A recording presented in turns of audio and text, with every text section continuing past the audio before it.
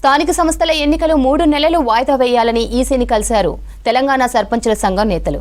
హైదరాబాద్ మాసప్ ట్యాంక్లోని ఈసీని కలిసి వినతి పత్రం అందించారు సర్పంచుల సంఘం రాష్ట్ర అధ్యక్షుడు Guduru Lakshmi Narasimha Reddy. Inter 10th students భవిష్యత్తును దృష్టిలో పెట్టుకుని పరీక్షలు అయ్యాక ఎన్నికలు నిర్వహించాలని కోరారు. గ్రామీణ ప్రాంతాలలో ఎన్నికల సందడితో విద్యార్థుల చదువులపై ప్రభావం చూపుతుందని, వారు ఒత్తిడికి లోనయ్యే అవకాశం ఉంటుందని ఈసీ దృష్టికి తీసుకెళ్లారు. మాజీ సర్పంచులు పెండింగ్ బిల్లులు చెల్లించే వరకు ఎన్నికలు నిర్వహించవద్దని ఈసీని కోరారు. వాళ్ళు ఇస్తారు ఇయర్ అనేది ఒకటి డాన్సులు ర్యాలీలు దాంట్లో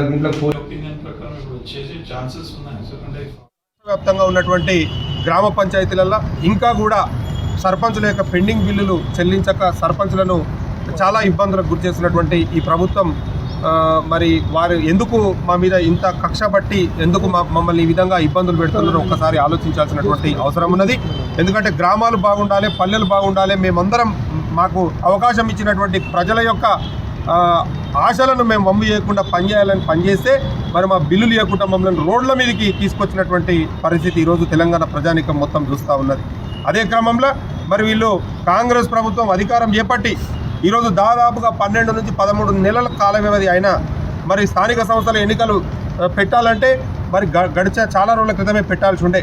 మరి సంవత్సరం పైచిలకు కాలం నుంచి కాలయాపన చేస్తూ సరిగ్గా ఇప్పుడు పరీక్షలు జరిగే సమయంలో ఈ ఎన్నికలు నిర్వహించడం అనేది చాలా ఇబ్బందికరమైనటువంటి విషయం. ఒక్కసారి ఈ ప్రభుత్వం ఆలోచన చేయాలి. అదేవిధంగా ఎన్నికల సంఘం కూడా ఆలోచన చేయాలి.